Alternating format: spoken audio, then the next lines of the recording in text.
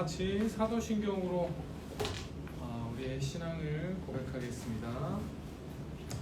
나는 전능하신 아버지 하나님 천지의 창조주를 믿습니다. 나는 그의 유일하신 아들 우리 주 예수 그리스도를 믿습니다.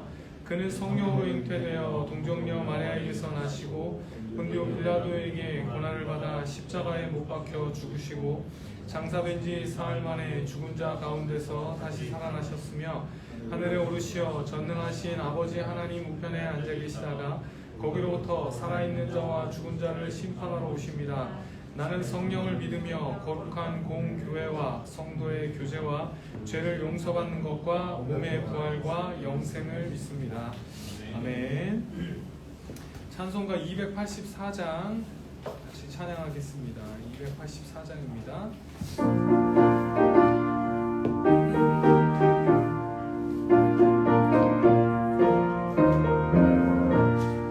오랫동안 모든 죄 가운데 빠져 더럽기가 한량없던 우리들 아무 공로 없이 구원함을 얻어 하나님의 자녀 지금 되었네. 주의 그 사랑 한량없도다. 찬송할지어다 예수의 공로. 주의 그 사랑 한량없도다. 찬송할지어다 예수의 공로. 주의 보혈로서 정결하게 씻겨 죄악에서 떠난 몸이 되었고 세상 그 친구는 간곳 없어지니 하나님의 빛이 영화롭도다. 주의 그 사랑 한량없도다. 찬송할지어다 예수의 공로. 주의 그 사랑 한량없도다. 찬송할지어다 예수의 공로. 죄의 깊은 잠과 큰 세상의 꿈을 어서 깨지 마라 나의 친구여. 은혜 받은 날과 구원 얻을 때가 지금 온 세상에 선포되었네. 주의 그 사랑 한량없도다. 찬송할지어다 예수의 공로. 주의 그 사랑 한량없도다. 찬송할지어다 예수의 공로. 아멘. 우리 같이 기도하겠습니다. 사랑이 많으신 하나님 감사합니다. 하나님의 그 은혜로 말미암아 우리를 이렇게 구원하여 주시고 예수 그리스도의 공로로 말미암아 우리가 하나님 앞에 의롭다 여김을 받는 존재로 이렇게 하나님 앞에 서게 하시니 감사합니다. 우리가 그 사실들을 분명히 붙들게 하여 주시고 정말 사단의 유혹에 흔들리지 않으며 하나님과의 그 관계를 의심치 않으며 우리 굳건히 붙들고 살아가는 우리가 될 수 있도록 하나님 함께하여 주시옵소서. 우리가 같이 칭의 교리에 대해서 배울 때 우리 분명히 깨달아서 그냥 지식으로 남는 것이 아니라 우리의 신앙이 얼마나 하나님께 단단히 붙들려 있는지 그 근거가 무엇인지를 분명히 하여 흔들리지 않을 수 있도록 하나님 함께하여 주시옵소서. 이 시간 하나님께서 우리와 함께하여 주심을 믿사오며 예수님의 이름으로 기도드립니다. 아멘. 네, 우리 계속해서 구원의 성령님께서 우리 안에 적용해 주시는 그 구원의 적용에 대해서 우리 계속해서 같이 배우고 있습니다. 오늘은 그 순서를 또 간단하게 소명, 그 다음에 우리에게 생명을 심어주시는 중생, 그리고 그 생명에 심어주심으로 말미암아 우리는 회심은 특별히 회개와 믿음이었는데요. 그래서 믿음을 따로 빼서 배웠고요. 그 다음에 믿음을 보시고 칭의, 의롭다 하시고 양자됨 성화, 견인, 영화 이렇게 구원의 그 순서에 대해서 그 과정에 대해서 우리가 같이 배우고 있습니다. 그래서 그래서 지난 시간에 믿음을 했고요. 오늘은 이제 칭의인데, 이 칭의는 이제 정말 굉장히 중요한, 엄청나게 중요한 교리입니다. 그 16세기에 종교개혁을 주도한 그 마틴 루터가 뭐라고 말씀을 하셨냐면, 칭의에 대한 진리를 바르게 붙잡느냐에 따라 교회가 무너지기도 또 새롭게 세워지기도 한다, 이렇게 말을 했습니다. 그만큼 중요한 교리가 이제 칭의 교리라고 그렇게 강조하는 겁니다. 실제로 그 종교개혁이 일어나게 된 것도 오직 믿음으로 의롭게 된다, 믿음으로만 의롭게 된다라는 그 교리를 재발견하게 되면서 이제 로마 카톨릭, 약간 어떻게 보면 행위 중심이었던 그 로마 카톨릭 교회에서 이제 이렇게 다시 교리를 바르게 세우는 그런 종교 개혁이 일어나게 된 것입니다. 종교개혁자 루터 자체도요, 이 종교개혁 이전에, 칭의 교리를 재발견하기 이전에는 굉장히 두려움 가운데 살았습니다. 하나님의 그 심판에 대한 두려움, 내 행위에 대한 하나님의 그 심판에 대한 두려움 때문에 굉장히 힘들게 두려움으로 하나님을 섬겼다 하면, 억지로 정말 벌받지 않기 위해 하나님을 섬겼다면, 이제 로마서 1장 17절을 통해서 칭의 교리를 재발견하고 나서 하나님이 그게 아니구나, 이제 그걸 깨닫고 나서는 자유함을 얻고요, 이제 두려움이 아니라 되게 기쁨으로 하나님을 섬길 수 있는 그런 계기가 되었습니다. 그래서 루터는 자신 있게 칭의 교리가 얼마나 중요한지, 교회가 정말로 세워지기도 하고 쓰러지기도 하는 중요한 교리다라고 이렇게 강조할 수 있었습니다. 문제는요, 오늘날 우리는 어떻습니까? 칭의 교리가 그렇게 중요하게 여겨집니까? 기독교는 변하지 않았는데 왜 우리는 이렇게 칭의 교리에 대해서 그냥 신학교에서만 배우는 거, 또는 그냥 이론으로 알면 좋고 몰라도 괜찮은, 우리 그냥 그렇게 너무 중요하지 않은 것으로 생각할 때가 참 많은 것 같습니다. 사실은 믿음으로만 의롭게 된다는 이 교리는요, 지금도 굉장히 중요한 내용이 되어야 하고요, 우리의 실제적인 신앙생활에서 굉장히 중요한 기준이 되어야 합니다. 적용되어야 할 중요한 교리입니다. 안타깝게도 그 교리에 대한 그 무관심과 또는 우리 그 교리에 대한 이해가 부족함으로 말미암아 마치 루터가 그 종교개혁 이전에 했던 그런 신앙생활, 하나님의 그 두려움 때문에 그 움직였고, 두려움 때문에 했던 그 신앙, 기쁨이 없고 자유가 없는 그런 신앙생활을 오늘날 그리스도인들이 하기도 하는 것 같습니다. 그래서 정말 우리 칭의 교리를 잘 배워서 마땅히 누려야 할 이 교리로 말미암은 그 유익들을 좀 분명히 누리시는 우리 귀한 성도님들이 되셨으면 좋겠습니다. 오늘 우리 이제 칭의 교리는 사실은 제가 지금 보고 온 책에도 책 한 권이 칭의 교리인데 우리가 그렇게 자세하게 할 수는 없고요. 그냥 간단하게 로마서를 통해서, 로마서의 말씀을 통해서 우리가 칭의 교리를 살펴보고요. 이 로마서에 사실은 칭의 교리가 너무 중요하니까 우리 그 로마서를 통해서 칭의 교리를 살펴보고, 또 우리 성도님들 많은 유익을 누리셨으면 좋겠습니다. 일단 칭의라는 말 자체, 이거 그겁니다. 의롭다고 선언하다. 하나님께서 한 사람을 보고 의롭다라고 선언하는 그것을 이제 칭의라고 합니다. 이제 16세기에 그 종교개혁이 일어날 때 로마 카톨릭과 이제 굉장히 중요한 논쟁이 일어났던 부분이 요 칭의인데요. 하나님께서 어떤 사람을 의롭다고 하시는가, 이거에 대해서 이제 굉장히 치열하게 이제 논쟁이 있었습니다.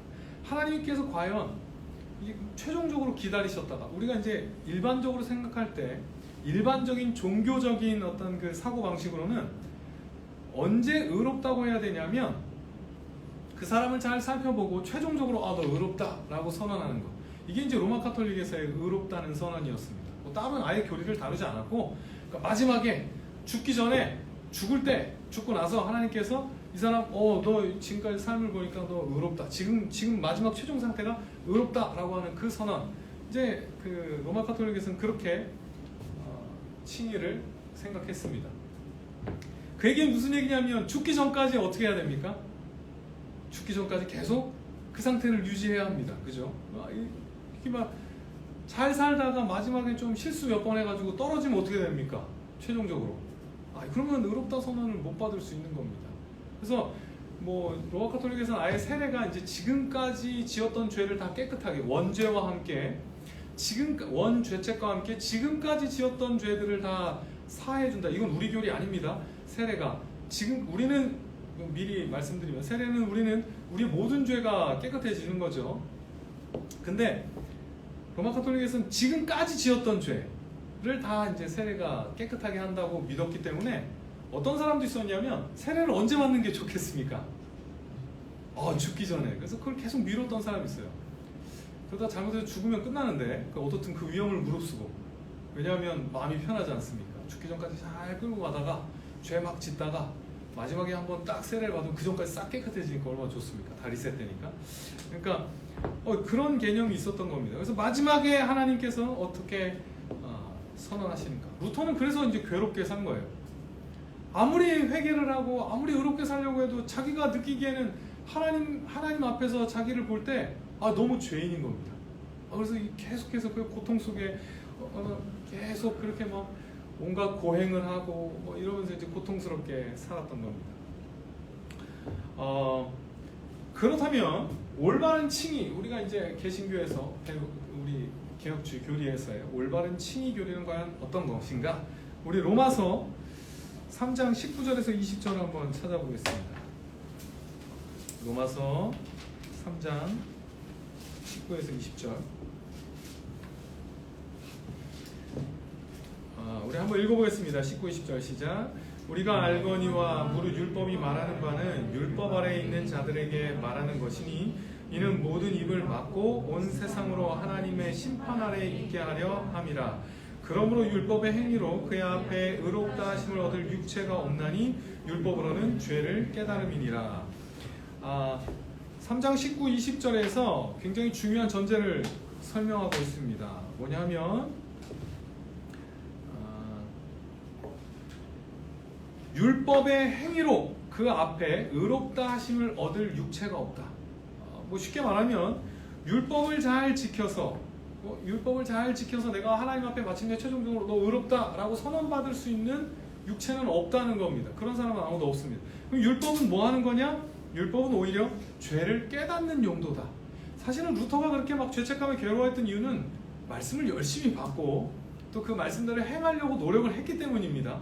우리 죄책감 없는 이유는 주로 말씀을 안 보거나 말씀대로 살려고 안 하거나 그렇기 때문에 우리 죄책감이 없는 겁니다. 율법으로는 사실은 죄를 깨닫습니다. 죄를 깨닫고 율법의 행위로는 그 하나님 앞에서 의롭다라는 선언을 받을 수 있는 사람은 하나도 없다. 이것으로 이제 시작을 합니다.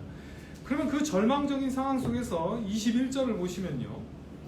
같이 한번 읽겠습니다. 시작.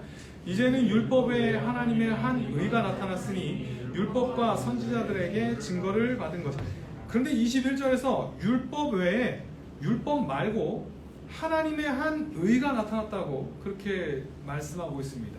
이거 한번 생각해 보십시오. 하나님의 한 의가 뭘까요? 하나님의 한 의, 하나님의 의가 뭘까? 루터가 이 구절을 처음에는 잘못 해석했습니다.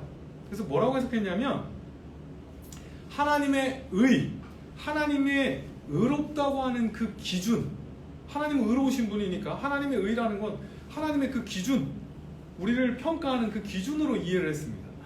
그럴 때 이게 얼마나 무섭겠습니까? 하나님의 의, 정말 그 높은 하나님의 의의 그 기준.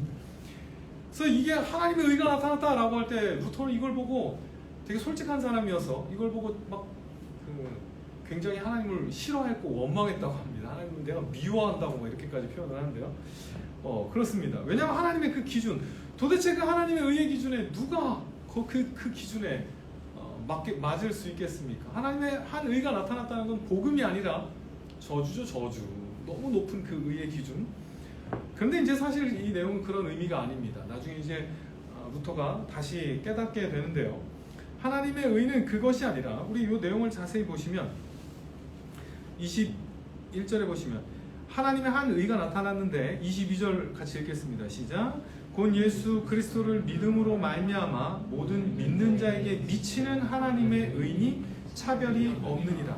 22절에 보시면 그게 아니라 이것은 예수 그리스도를 믿음으로 믿는 자에게 미치는 하나님의 의인데, 이건 그것이 아니라 24절을 보시면요 좀 더 분명하게 나오는데 24절 한번 보겠습니다. 시작. 그리스도 예수 안에 있는 속량으로 말미암아 하나님의 은혜로 값없이 의롭다 하심을 얻은 자 되었느니라. 24절에서 가르치는 게 그겁니다. 이거에 대해서 설명하는데, 예수 그리스도 안에 있는 속량은 값을 지불하고 사는 것을 말합니다. 예수 그리스도 안에 있는 그 속량, 몸값이 이미 치러졌는데 그것으로 말미암아 값없이 의롭다함을 받는 게 바로 이 내용인 겁니다. 의롭다함을 받는데 우리의 어떤 상태를 보고 너 의롭다 아니다 평가하는 게 아니라 값없이, 이것과 상관없이 이미 값이 치러졌기 때문에 값없이 의롭다 하심을 얻게 되는 겁니다. 이 말 자체도 되게 재밌는 게요. 의롭다라는 게 사실은 그 사람의 상태를 보고 너 의롭다 아니다 이렇게 하는데, 그게 아니라 의롭다 하심을 얻었다는 겁니다. 의롭다 하심을 얻게 되는 겁니다. 그래서 값을 치르지 않고 우리가 뭔가 거기에 맞는 행위를 하지 않았는데 우리를 의롭다 하심을 얻는 것, 그게 바로 믿는 자에게 미치는 하나님의 의라는 겁니다. 쉽게 말하면 하나님의 의가 기준이 아니라 하나님의 그 의를 우리에게 주셔서 우리를 의롭다고 여겨주신다는 이제 그런 말씀인 겁니다. 그래서 28절 보면 이게 이제 결론입니다. 28절 보시면 같이 읽겠습니다. 시작. 그러므로 사람이 의롭다 하심을 얻는 것은 율법의 행위에 있지 않고 믿음으로 되는 줄 우리가 인정하노라. 그래서 사람이 의롭게 되는 것은 율법을 행해서 그 어떤 행위를 통해서 너 결과적으로 의롭다라고 하는 것이 아니라 믿음으로 된다. 믿음으로 그냥 의롭다고 여겨주신 거. 우리가 행위를 충분히 하지 않았음에도 불구하고 믿음만으로 의롭게 된다. 그게 이 값없이 의롭다 하심을 얻었다는 그 내용입니다. 그러면 우리가 하지 않았는데 값없이 의롭다 하심을 얻었다는 거, 그게 과연 어떤 의미인가를 이제 4장으로 넘어가서 좀 더 자세하게 설명을 하는데요. 4장 1절부터 3절까지 한번 말씀을 한번 천천히 한번 읽어보겠습니다. 시작. 그런즉 육신으로 우리 조상인 아브라함이 무엇을 얻었다 하리요? 만일 아브라함이 행위로서 의롭다 하심을 받았으면 자랑할 것이 있으려니와 하나님 앞에서는 없느니라. 성경이 무엇을 말하느냐? 아브라함이 하나님을 믿음에 그것이 그에게 의로 여겨진 바 되었느니라. 사도 바울은 유대인들이 아주 존경하고 자신들의 그 조상이라고 아주 자랑스럽게 여기고 있는 그 아브라함의 예를 듭니다. 그러면서 아브라함이 어떻게 의롭다함을 받았는가, 하나님 앞에 너 의롭다라는 선언을 어떤 방식으로 받았는가를 이제 추적해서 가보는 겁니다. 아브라함 역시도 어떤 행위 때문이 아니었습니다. 자기가 뭔가를 했더니 하나님께서 의롭다 이렇게 하신 것이 아니라 창세기 15장 6절로 가서요, 거기를 인용해서 아브라함 역시도 창세기 15장 6절에 아브라함이 하나님을 믿음에 하나님의 약속을 믿었더니 그것을 그에게 의로 여기셨다라는 그 구절을 인용해서 봐라, 아브라함 지금 그때가 15장이 언제냐면 창세기 15장이 아직 이삭 태어나기도 전이고요, 아직 이삭을 바치기도 전이에요. 뭔가 믿음의 행위를 하기 이전인데 하나님께서 하나님을 믿음에 그것을 의로 여기셨다라고 선언하고 있다는 겁니다. 아브라함 역시도 어떤 행위를 통해서 너 의롭다 이 평가를 받은 것이 아니라 그저 아브라함이 한 거라고는 그 15장 보시면 하나님이 다 하시거든요. 아브라함 그냥 서 있고 하나님이 끌고 다니면서 야 하늘의 별 봐라, 내가 네 자손 이렇게 만들 거다, 그냥 그 약속 듣고 서 있어요. 근데 그 약속을 듣고 있는 아브라함에게 하나님을 믿음에 그걸 의로 여기셨다라고 선언하고 있는 겁니다. 사도 바울은 그것을 통해서 아브라함 역시도 아무것도 안 했는데 의롭다함을 받았다라고 하면서요, 저는 요 부분을 되게 이제 아주 좋은 예라고 생각하는데 4절에서 6절에서 이제 예를 듭니다. 4장 4에서 6절 한번 읽어보겠습니다. 시작. 일하는 자에게는 그 삭시 은혜로 여겨지지 아니하고 보수로 여겨지거니와 이를 아니할지라도 경건하지 아니한 자를 의롭다 하시는 이를 믿는 자에게는 그의 믿음을 의로 여기시나니 일한 것이 없이 하나님께 의로 여기심을 받는 사람의 복에 대하여 다윗이 말한 바. 4절 보시면 굉장히 좋은 예라고 생각을 합니다. 4절에 일하는 자에게는 그 삭시 은혜로 여겨지지 아니하고 보수로 여겨진다. 그러니까 예를 들어서 한 달을 열심히 직장에서 이제 일을 했습니다. 한 달 열심히 일을 했는데 월급을 줬습니다. 한 달 열심히 일한 그 대가로 이제 월급을 받았어요. 근데 그 월급을 은혜로 여기지 않는다는 겁니다. 그 월급은 뭐냐면 내가 당연하게 일했을 때 당연하게 받은 대가일 뿐인 겁니다. 이걸 은혜라고 여기지 않는다는 겁니다. 그냥 그거는 삭시입니다. 대가를 받은 겁니다. 그런데 이거를 우리가 의롭게 되었다는 것, 우리가 구원을 받게 되었다는 것을 여기에다 예를 들고 있는 겁니다. 우리가 구원을 받은 것은 내가 뭔가를 한 대가로 받은 것이 아니라 그게 아니라는 얘기를 설명하고 있는 겁니다. 내가 뭘 했더니 그 결과로 우리를 의롭게 해주셨다. 내가 뭘 했더니 우리에게 구원을 주셨다. 이게 아니라는 것을 이 예를 통해서 강조하고 있는 겁니다. 우리가 만약에 뭔가를 했다면, 우리가 뭔가를 했더니 의롭게 됐다면 우리는 그 의롭게 된 걸 은혜라고 여기는 게 아니라 뭐라고 하면 되냐면 내 행동에 대한 대가를 얻었다, 결과를 얻었다고 생각하지, 그건 은혜가 아니라는 겁니다. 그래서 우리가 얻은 구원이 만약에 우리가 뭘 선행을 해서 구원을 얻었다면 그 구원은 은혜로 받은 구원이 아닙니다. 내 선행에 대한 대가일 뿐인 겁니다. 성경에서 왜 이걸 그렇게도 자꾸 막 믿음으로 구원을 받는다고 강조하냐면, 왜 행위가 아니라고 강조하냐면 우리가 받은 대가가 구원이 아니라는 겁니다. 하나님의 사랑의 결과고 하나님의 선물이지 우리가 뭘 열심히 해서 얻어내는 게 구원이 아니라는 게 이 기독교의 가장 중요한 핵심이고요. 이게 다른 종교와 우리가 달라지는 가장 큰 그 분기점이라고 할 수 있습니다. 다른 모든 종교들은 우리가 뭔가를 해서 내가 열심히 선행을 해서 뭐 1000번 절을 해서 그 결과를 얻어내는, 그게 다른 종교라면 우리는 그렇지 않습니다. 하나님이 먼저 구원받을 만한 자격이 아무도 없는 우리에게 구원을 베풀어 주시고 아무런 자격이 없는 우리를 위해 예수 그리스도를 보내주시고 우리를 의롭다고 여겨주시는 게 기독교고요. 그래서 칭의교리는 사실은 굉장히 중요한 핵심이라고 할 수 있습니다. 이걸 잘못 이해하면 행위구원으로 가게 되어 있습니다. 우리의 인간의 어떤 본성이 자꾸 우리가 한 어떤 행위들을 드러내고 싶거든요.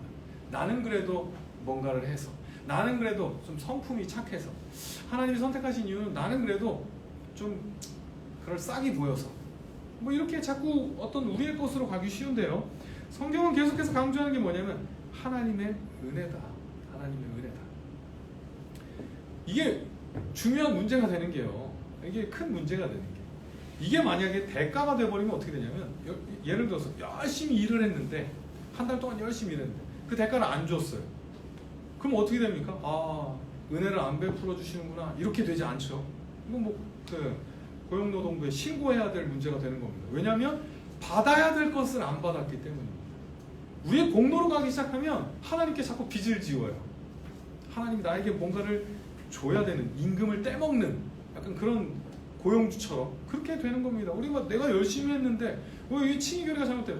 내가 열심히 했는데 하나님 왜 그거에 대한 대가를 안 주십니까? 이렇게 돼버리는 겁니다. 절대 그런 관계가 아닙니다. 5절을 한번 보시면요. 5절을 보시면 일을 아니할지라도 라고 이렇게 전제를 하고 있습니다. 전제가 뭐냐면 일을 안 한 겁니다. 로마서 3장 20절에서 누구도 율법 행위로 의롭게 될 수 없다, 의롭다 선언을 받을 수 없다, 아무도 한 사람이 없습니다. 일한 사람이 없습니다. 의롭다고 할 만한 어떤 행위를 한 적이 아무것도 없는 겁니다. 그런데 이제 그것을 일을 아니할지라도 그것을 가지고 경건하지 아니한, 이건 일을 안 했다는 건 비유죠. 그래서 그 원래 내용으로 돌아가서 경건하지 아니한 자, 결국 그 경건을 위해서 아무것도 행하지 못한 자, 그런 사람을 의롭다 하셨다는 겁니다. 이게 굉장히 중요합니다. 일을 아무것도 안 한 겁니다. 우리 경건하다라는 선언을 받을 만한, 의롭다라는 선언을 받을 만한 아무것도 안 했는데, 여기 요 구조를 자세히 보시면 경건하지 아니한 자를 의롭다 하시는 분을 믿는 자, 그러니까 그 하나님이 경건하지 아니한 자를 의롭다고 하시는 분임을 믿는 자, 어떤 그 믿음의 내용, 값없이 주시는 분임을 믿는 것, 그 믿음만 보시고 의롭게 여겨 주신다는 겁니다. 이거 굉장히 중요합니다.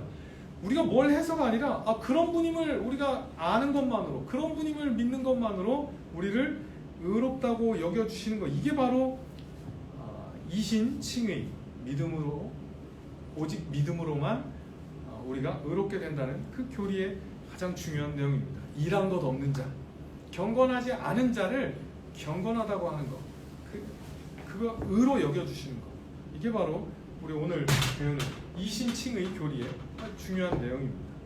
칭의는 법적인 선언임을 우리 분명히 기억하셔야 합니다.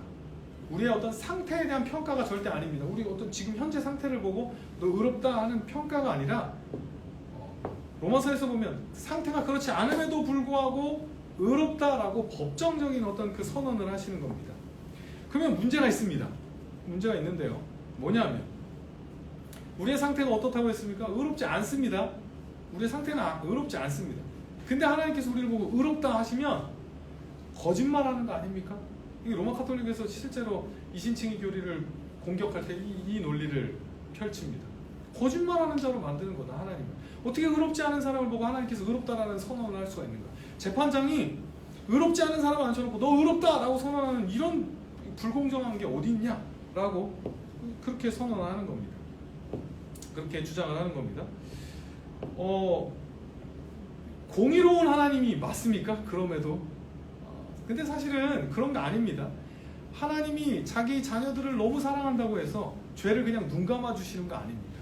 그냥 의롭지도 않은데 너 내 아들이니까 그래 너 의롭다 라고 이렇게 넘어가 주시고 봐주시고 그냥 이렇게 그런 분이 아닙니다. 이런 공의에 어긋납니다.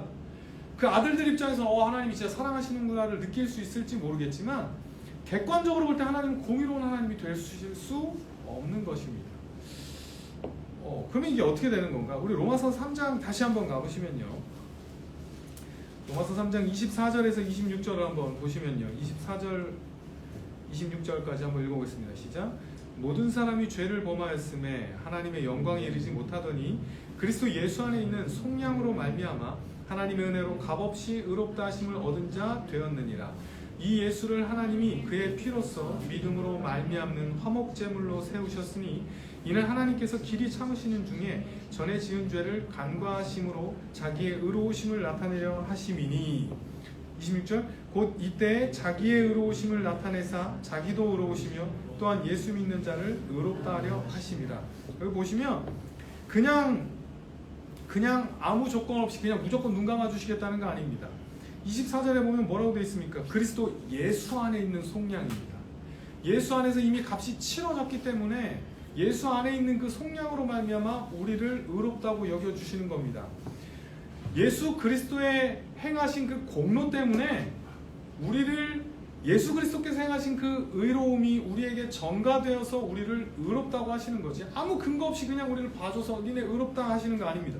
그래서 26절에 보면 이때에 자기의 의로우심을 예수 그리스도를 화목제물로 삼으셔서 대신 그 제물로 삼으셔서 자기의 의로우심을 나타내사 하나님도 공의로우신 분이 되고, 하나님의 공의가 침해되지 않습니다. 하나님 그냥 거짓말 하시는 거 아닙니다. 분명히 죄에 대한 값을 치르고 의롭다 하심을 여길 만한 행위가 분명히 있어서 의롭다라고 선언하셔서 하나님도 의로우시고 또 그걸 믿는 자들도 의롭게 되는, 정확하게 사도 바울이 설명을 하고 있는 것입니다.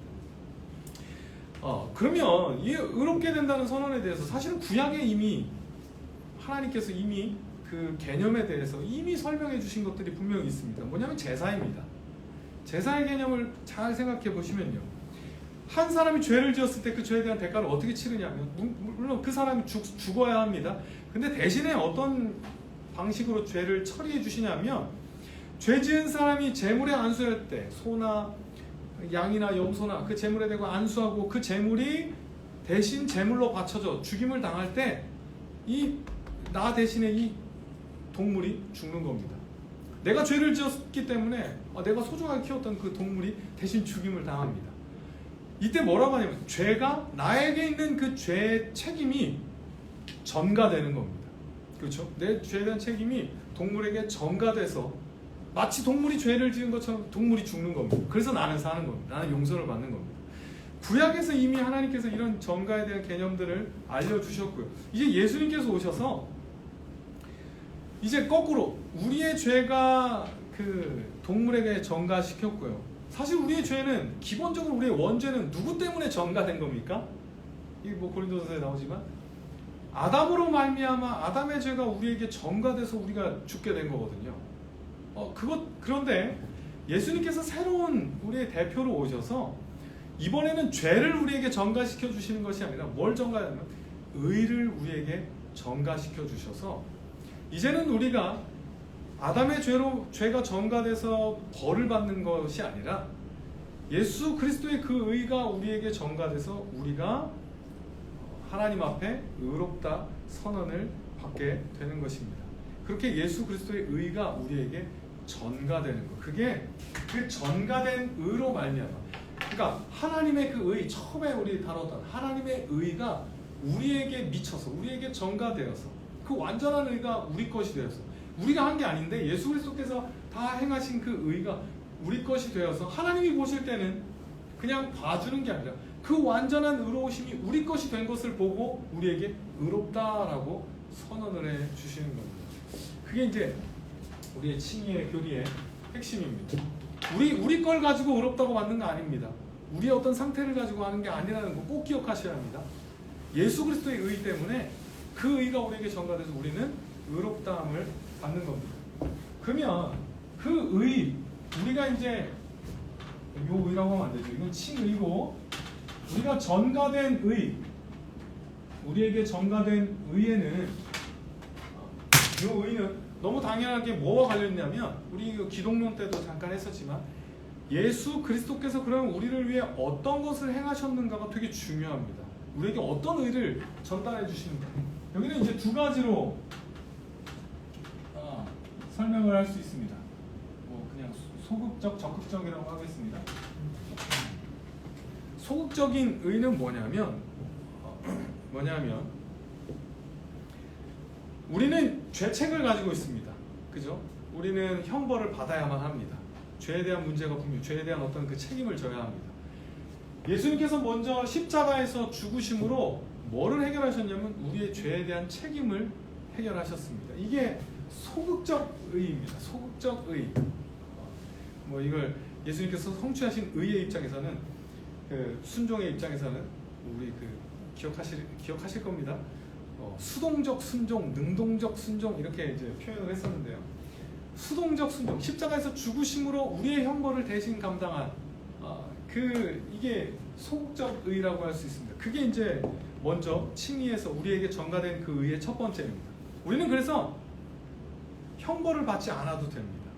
더 이상 형벌을 받지 않아도 돼요. 그 의가 우리에게 전가됐기 때문에 예수님께서 십자가의 죽으심이 내가 십자가에서 죽은 것처럼 그 하나님의 형벌을 받은 것처럼 여겨지기 때문에 이제 우리는 더 이상 최후의 심판대 앞에 서도 하나님 앞에 우리는 형벌을 더 이상 받지 않습니다. 예수 그리스도께서 이미 다 받으셨습니다. 그런데 이게 사실은 요 내용이 지금 우리 교회 안에서 지금 굉장히 이슈가 되고 있는 내용이기도 한데요. 근데 이걸로 끝나면 안 됩니다. 왜냐하면요, 칭의는 그냥 우리가 죄 사함을 얻었다는 개념만이 아닙니다. 더 이상 죄에 대한 책임이 없어졌다는 게 칭의가 아닙니다. 적극적인 의, 이건 뭐냐면 예수 그리스도께서 이 땅에 오셨을 때는 그냥 십자가에서 죽으심만이 예수님의 사역이 아니라 예수님의 전생애를 통해서 하나님의 율법을 온전히 순종하셨다는 거, 이거 되게 중요한 의미를 가집니다. 아담이 원래 했어야 되는, 아담이 원래 하나님의 뜻대로 순종했어야 할 그 적극적인 의를 예수님께서 일평생을 통해서 하나님의 뜻대로 순종하심으로 의를 획득하신 겁니다. 이 적극적 의미입니다.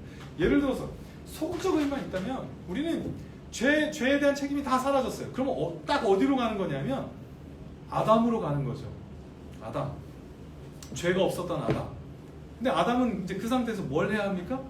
하나님의 뜻대로 순종을 해야 이제 영원한 생명을 얻을 수 있는 그 상태입니다. 우리는 이 소극적 의를 통해서 아담처럼 되는 게 아닙니다.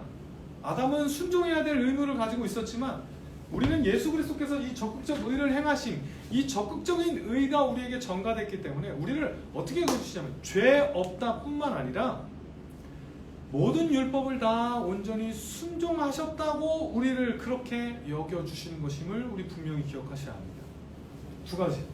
이거 너무 중요합니다. 왜냐면 지금 이거 굉장히 신학 우리 교단 안에서 지금 굉장히 이게 이슈가 되고 있는 되게 큰 문제가 되고 있는데요. 이게 워낙에 이게 성도님들이 잘 안 배우셔가지고 그냥 막 그냥 알려주는 대로 막 그냥 듣고 있는데 이게 또 되게 큰 이슈가 되고 우리 분명히 아셔야 합니다. 그저 죄 사함이 아닙니다. 칭의는 자꾸 이렇게 주장하는 사람들이 있습니다. 칭의가 죄 사함이야. 예수님께서 우리에게 주시는 그 의, 정가된 의는 죄 사함만이 아닙니다. 그러면 그냥 아담으로 가는 겁니다. 앞으로 해야 돼. 그래서 되게 안타깝게도 뭐라고까지 얘기하냐면 우리 이제 죄가 다 없어졌으니까 이제는 하나님의 뜻대로 살아서 하나님께 인정받아야 된다. 이거 아닙니다.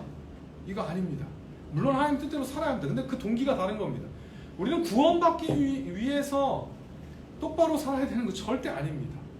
이미 우리는 구원받기 위한 그 자격은 예수 그리스도께서 다 행하셨고요. 그 의를 우리에게 전가시켜 주셨기 때문에 사실은 우린 그냥 뭐 극단적으로 우리가 아무것도 안 해도 예수 그리스도의 그 의가 전가된 우리는 구원받습니다. 우리를 다 온전히 순종한 것으로 여겨주시기 때문에 구원받습니다. 우리는 그러나 하나님의 뜻대로 율법대로 살려가는 하나님의 그 법대로 살려가는 이유는 구원받기 위해서가 아닙니다.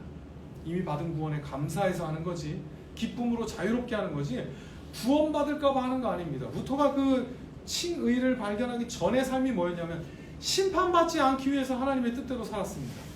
천국 가기 위해서 산 거죠. 아니요, 우리는 이미 그 자격을 얻었고요. 지금은 사랑하는 그분을 실망시키지 않기 위해서 우리는 순종하는 겁니다. 우리 기쁨으로 사실은 순종해야 합니다.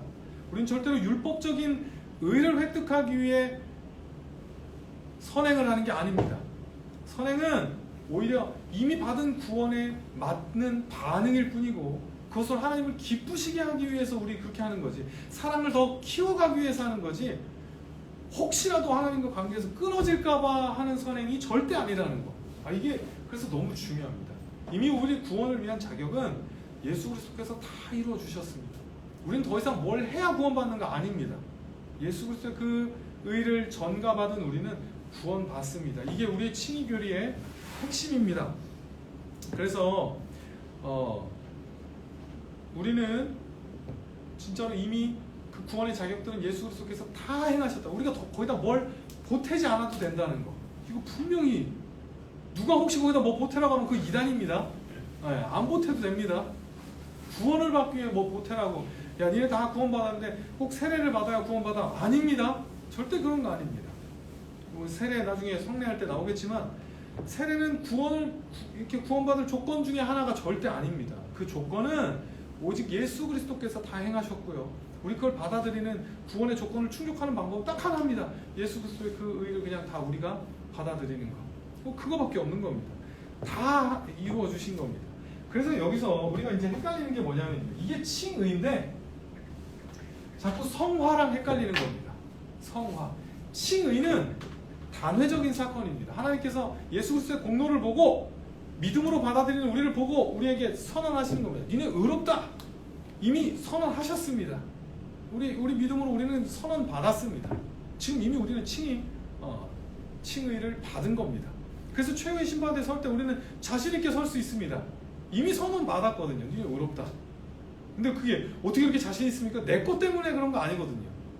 물론 제 상태는 별로 좋지 않습니다. 그러나 이것 때문에 의롭다고 하신 게 아니라 예수 그리스도의 의 때문에 의롭다 하셨기 때문에 우리는 자신 있게 나아갈 수 있는 거예요. 이거 혼동하면, 성화는 뭐냐면 이제 의롭다고 이미 받은 우리가 정말로 우리의 상태를 개선시켜 나아가는 과정이 성화입니다.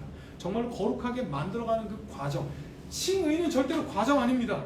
점점 나중에 좋아져서 의롭게 되는 게 아니라 의롭다함을 일단 법적으로 우리 바깥에서 일어나는 겁니다. 선언을 받았고 이미 구원의 자격은 이미 다 얻었고, 성화는 실제로 그 받은 구원에 맞게 살아가게 되는 그 과정이 성화인 겁니다.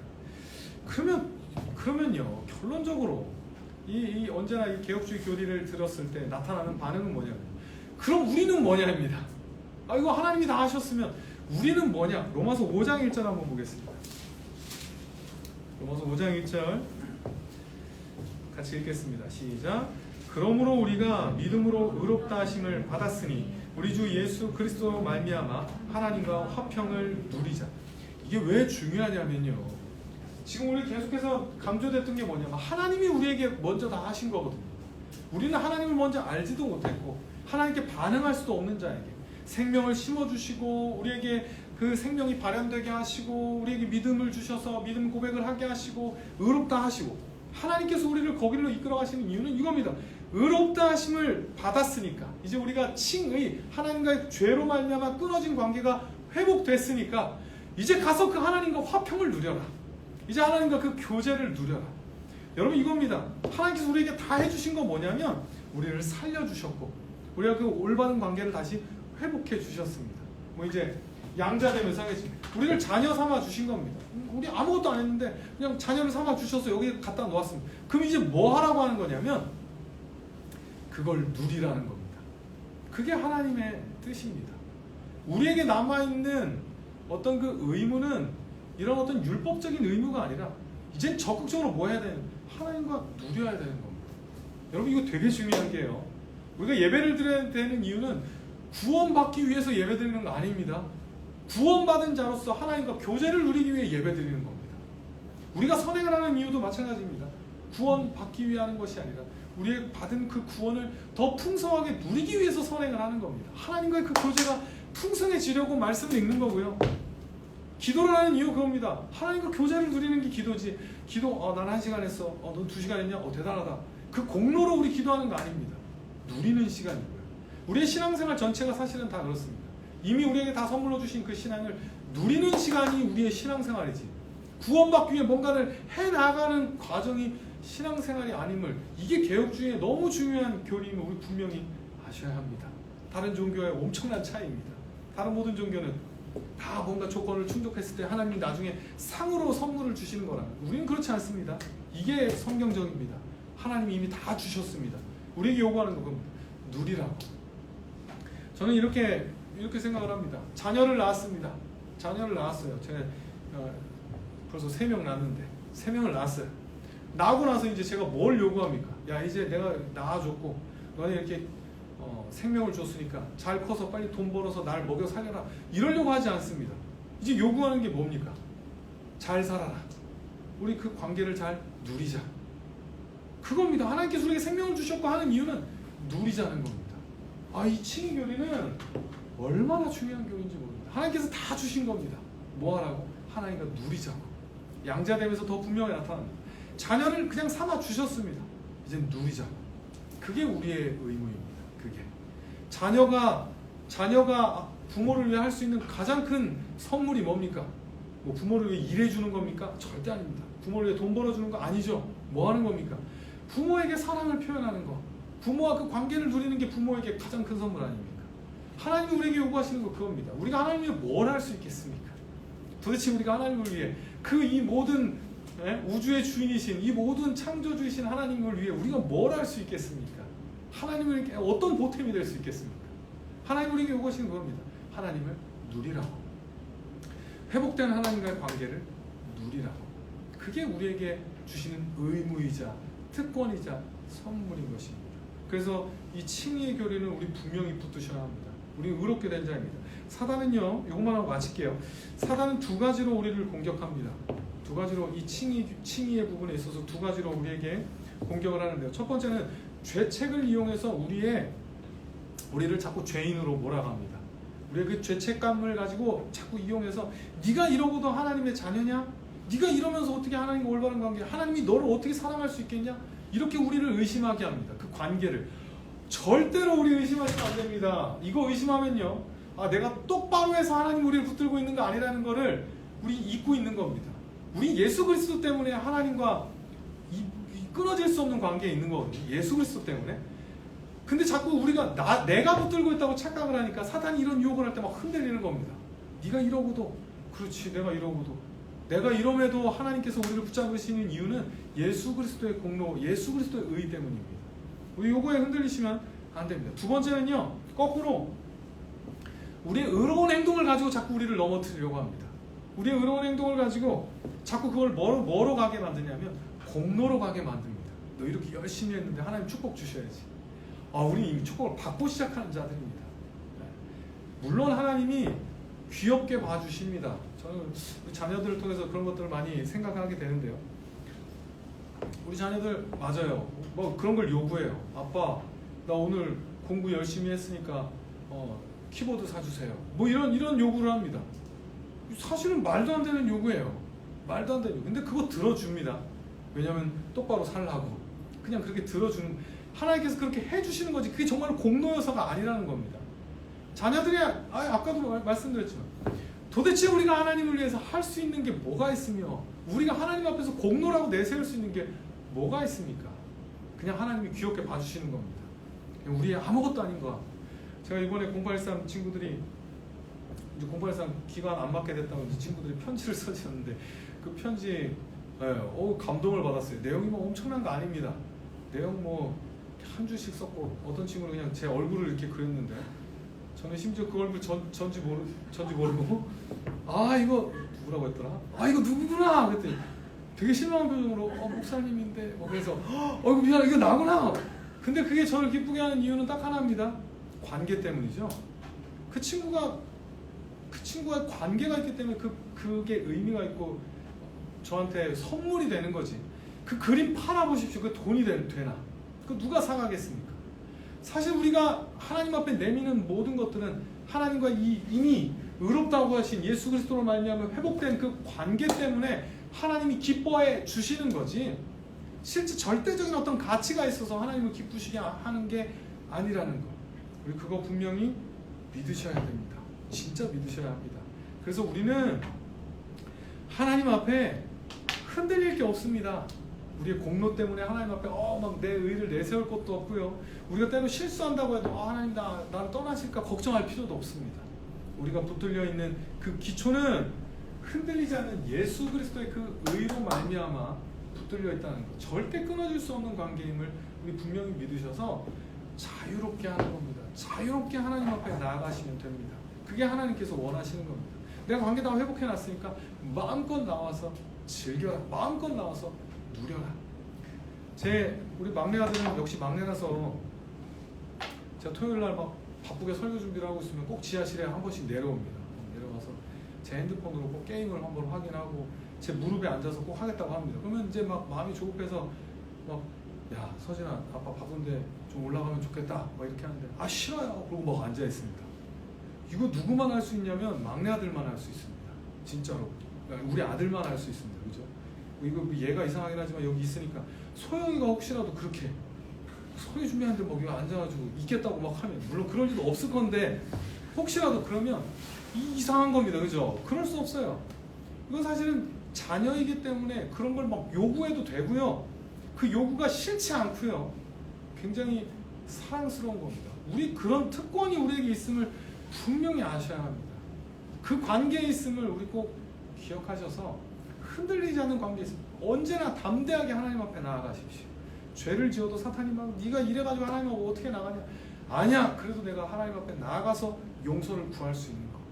이게 제가 죄를 많이 지어봐서 아는데 죄가 막 이렇게 많이 지고 반복적인 죄를 지으면 회개하기도 민망하죠. 그쵸? 다 아시죠? 회개하기도 민망하죠. 무릎 꿇기도 민망해요. 사실 내가 또 죄를 지었는데 또 내가 그런데 회개하시면 됩니다. 하나님께서 다 받아주시는 분이시라는 겁니다. 절대 끊을 수 없는 그 관계에 있음을 기억하셔서 진짜로 용감하게 그 관계를 누리시는 우리 이 의롭다 예수 그리스도로 말미암아 의롭다 여겨주심을 받은 자답게 담대하게 그 관계를 누리시는 우리 귀한 성도님들, 흔들리지 않는 성도님들 되셨으면 좋겠습니다. 너무 중요합니다. 우리 꼭 기억하셔서 진짜로 이게 교회가 세워지기도 하고 쓰러지기도 하는 너무 중요한 교리입니다. 다른 종교와 완전한 차이는 여기에서 비롯됩니다. 이거 잘 붙드셔서 우리 믿음을 잘 붙드셔서 흔들리지 않으시는 우리 귀한 성도님들의 신앙 되셨으면 좋겠습니다. 기도하겠습니다. 하나님 감사합니다. 오늘 우리가 또 칭의 교리에 대해서 같이 배웁니다. 하나님의 그 놀라우신 사랑 때문에 그 하나님께서 우리를 위해 그 아들을 보내주셨고 그 모든 구원을 위한 모든 조건들을 다 성취하여 주셨고 그렇게 우리를 이 자리에 갖다 놨음을 우리가 분명히 알게 하셔서 그 특권이자 의무를 마음껏 누리는 우리 귀한 성도들 될 수 있게 도와주시옵소서. 사단의 그 유혹에 절대로 흔들리지 않고 그 관계를 붙들고 이제는 앞으로 전진해 나아가며 더 깊은 더 풍성한 교제를 누릴 수 있는 우리가 되도록 하나님 함께하여 주시옵소서. 배운 내용들 잘 붙들어서 정말 잘 적용하게 하시고 정말 흔들리지 않도록 하나님 함께해 주세요. 예수님의 이름으로 기도드렸습니다. 네. 우리 주님께서 가르쳐 주신 기도로 수요 강좌 마치겠습니다. 하늘에 계신 우리 아버지의 이름을 거룩하게 하시며 아버지의 나라가 오게 하시며 아버지의 뜻이 하늘에서와 같이 땅에서도 이루어지게 하소서. 오늘 우리에게 일용할 양식을 주시고 우리가 우리에게 잘못한 사람을 용서하여 준 것 같이 우리 죄를 용서하여 주시고 우리를 시험에 빠지지 않게 하시고 악에서 구하소서. 나라와 권능과 영광이 영원히 아버지의 것입니다. 네. 수요 강좌 마치겠습니다.